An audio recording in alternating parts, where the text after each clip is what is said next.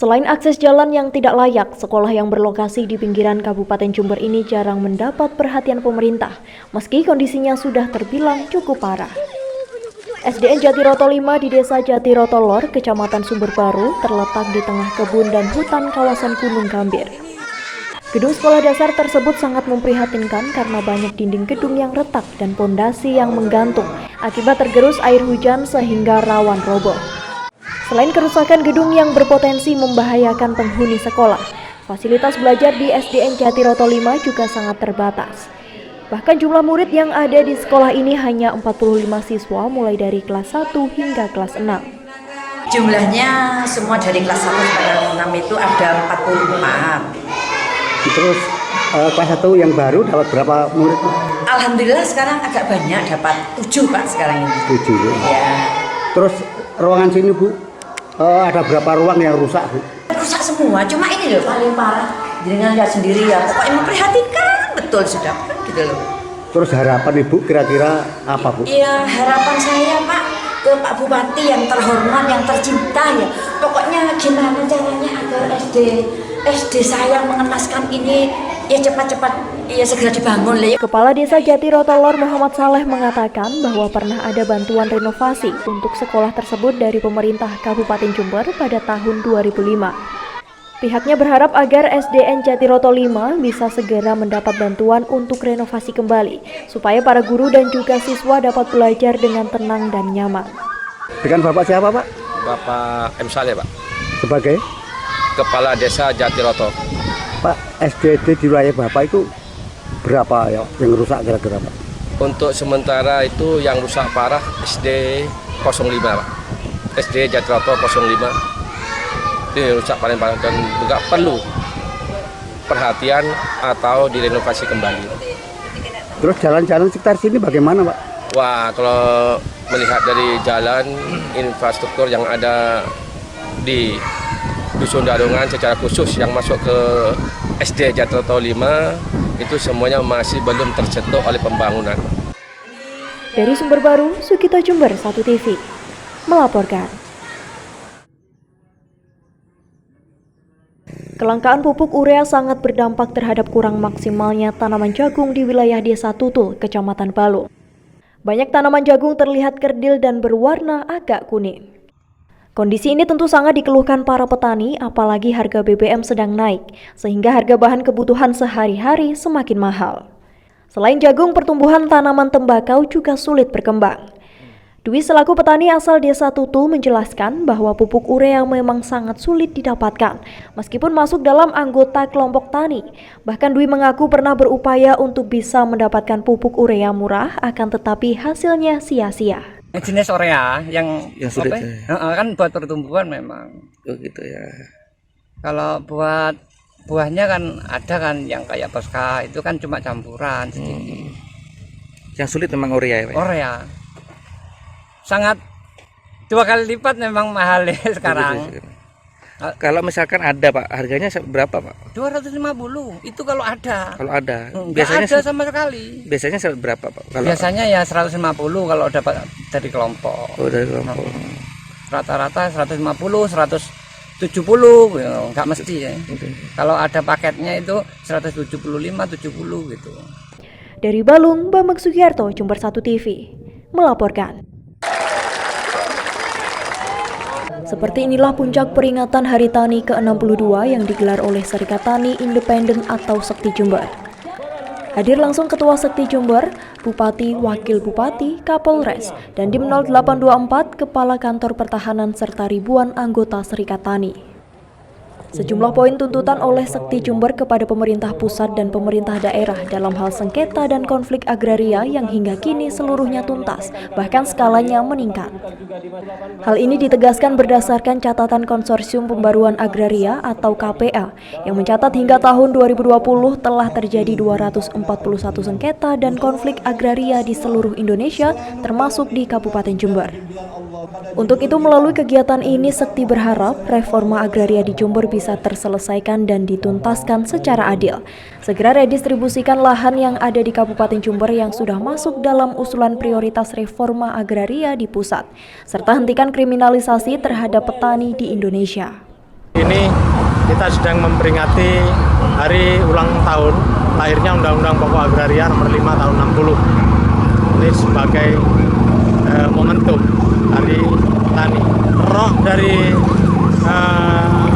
Undang-Undang Pokok Agraria itu ada yang namanya reforma agraria. Apa reforma agraria? Menata ulang ketimpangan, kepemilikan, penguasaan, dan pemanfaatan tanah untuk sebesar-besarnya kemakmuran seluruh rakyat Indonesia. Tuntutan kami yang pertama, laksanakan konstitusi agraria, laksanakan reforma agraria sejati. Yang kedua, segera lakukan redistribusi lahan yang ada di Kabupaten Jember yang sudah masuk dalam usulan lokasi prioritas reforma agraria yang ada di pusat. Yang ketiga, hentikan kriminalisasi terhadap petani oleh siapapun. Sementara itu, Bupati Jember Hendy Siswanto mengapresiasi kegiatan tasyakuran dan doa bersama yang digelar Sekti Jember. Untuk seluruh tuntutan petani mengenai reforma agraria, dirinya bersama tim gugus tugas reforma agraria Jember berjanji secara bertahap akan menyelesaikan persoalan sengketa tanah di Kabupaten Jember. Kini pendataan wilayah sengketa secara benar menjadi program prioritas utama Bupati Jember agar nantinya bisa lebih mudah diselesaikan secara adil. Ya, menyelesaikan semua persoalan sengketa konflik. Ada berapa yang banyak sekali, Pak. Banyak sekali, ini datanya ada teman-teman BPN. Dan ini bisa jadi ada ngembang lagi masih. Kadang-kadang data ini kurang sini ada. Tapi yang jelas teman-teman yang saya harapkan tidak menambah-nambah.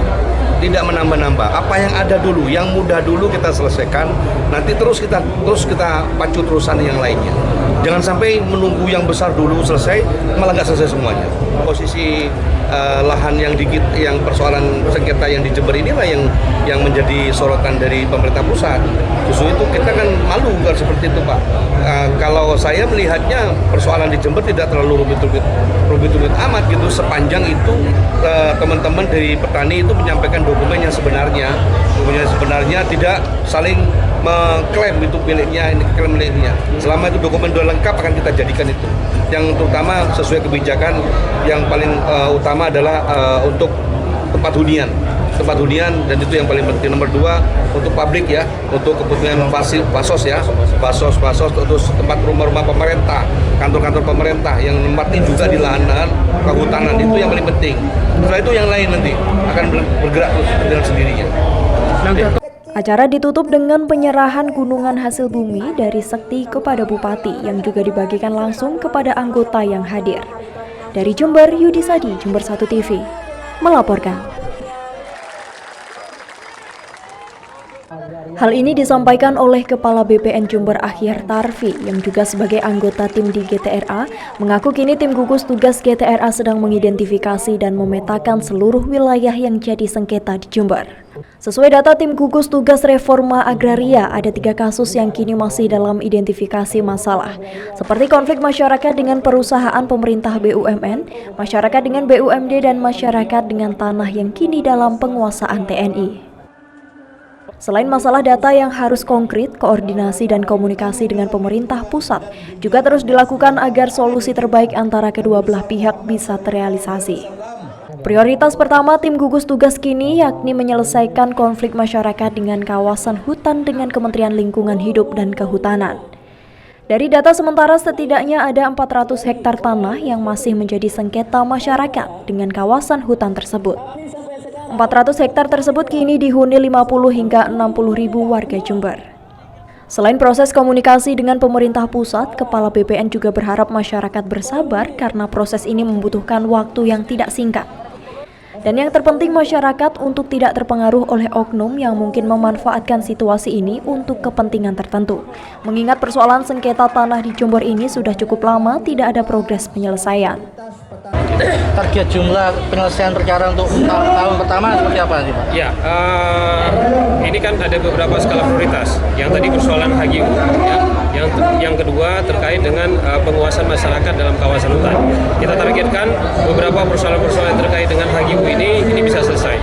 Kemarin juga ini menjadi monumental hal yang penting pada saat acara peringatan Hantaru ya ke-62 di kantor BPN, Pak Bupati menyerahkan sebanyak 750 sertifikat. Itu yang berasal dari bekas HGU tanah-tanah Barat yang hari ini sudah kita selesaikan, kita redistribusi kepada masyarakat. Itu yang pertama. Itu petani.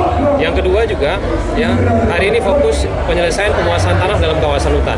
Kita sudah mengundang, kita sudah minta Kementerian LHK untuk mengalokasikan anggaran dan kegiatan dalam rangka untuk mengusulkan pelepasan kawasan hutan yang dikuasai terhadap area-area yang dikuasai oleh masyarakat.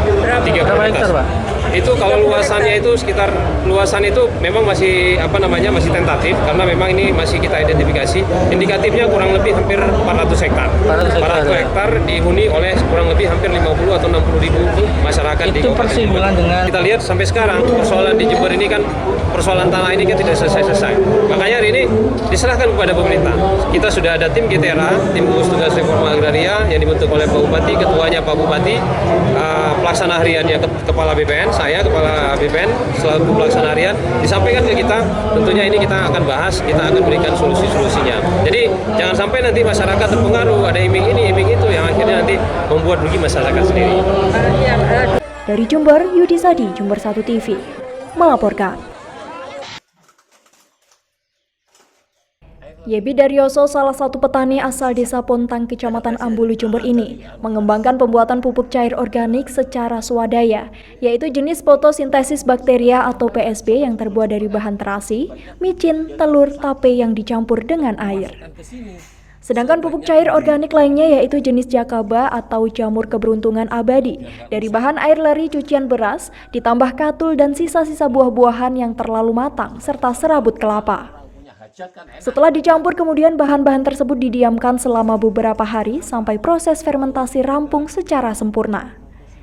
Kedua macam pupuk cair organik tersebut dinilai banyak mengandung manfaat yang dibutuhkan oleh tumbuhan, sehingga diyakini bisa sebagai pengganti pupuk NPK.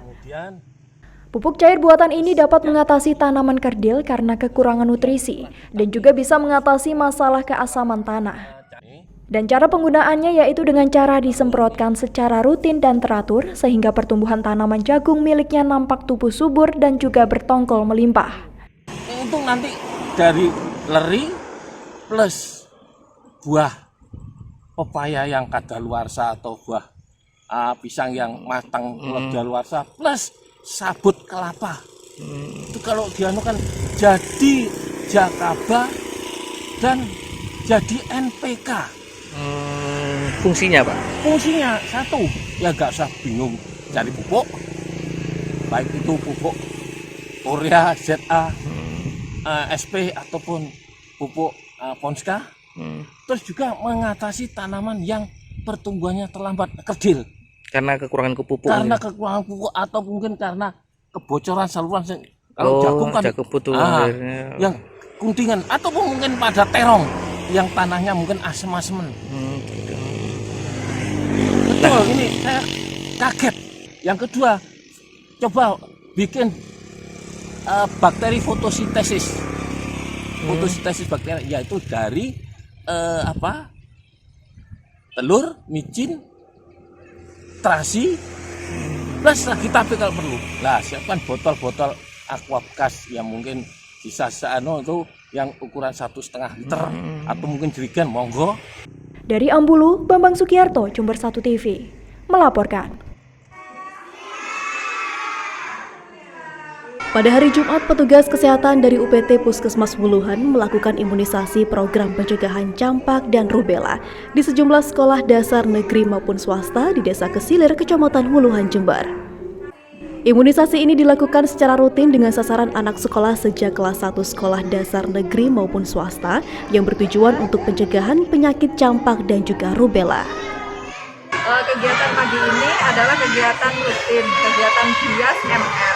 Diberikan untuk anak kelas 1 sekolah dasar. MR ini untuk mencegah penyakit campak dan rubella. Mungkin hanya itu. Untuk serangan campak ini sejak usia berapa biasanya? Biasanya campak itu kita mulai sejak usia 9 bulan itu sudah kita berikan campak. Jadi untuk selanjutnya ada booster pemberian sampai kelas 1 SD. Untuk campak ini biasanya menyerang usia dewasa dan anak sekolah. Jadi untuk itu pemerintah mengadakan booster campak untuk kelas 1 SD. Dari Wuluhan, Bambang Sugiarto, Jember 1 TV melaporkan. Berawal dari kegagalannya di dunia pertanian, kini Puji Istiarno, warga desa Balung Kulon, Kecamatan Balung, sudah lebih 10 tahun menggeluti usaha ternak kambing jenis Etawa ras Kaligesing, yang memang peranakan dari Kecamatan Kaligesing, Kabupaten Purworejo, Provinsi Jawa Tengah. Ternyata usaha ini cukup menguntungkan, karena kambing unggul yang diternak oleh Puji Istiarno tersebut memang difokuskan untuk spesifikasi kontes atau lomba. Sehingga tak heran jika harganya bisa mencapai 30 juta rupiah bagi kambing yang masuk nominasi juara kontes. Sedangkan kambing Kaligesing yang tidak masuk kategori kontes hanya akan dihargai sekitar 3 hingga 5 juta rupiah, tergantung umur dan kualitas kambingnya. Dalam hal perawatan cukup menggunakan makanan kering dan juga diberi sedikit makanan hijauan, serta vitamin yang cukup sehingga pertumbuhan kambing bisa optimal dan sehat. Milik kambing yang berkualitas itu satu, kepalanya itu harus, kalau kata orang-orang itu jenong gitu loh, kayak gini ya. Terus telinganya harus panjang, simetris gitu. Posturnya harus bagus. Terus dilihat dari apa sisilah kambingnya, dari anakan juara gitu. Kemarin itu juara 3 Pacitan. Ada penawaran sementara ini? Ada kalau penawaran, cuma kan masih belum kita lepas. Berapa? Tawar berapa? Kemarin ditawar 30 juta. 30 juta. Ya. Itu umur berapa, Pak? Umur 3 bulan. Umur 3 bulan. Ya. Dari Balung, Bambang Sugiarto, Jember 1 TV melaporkan.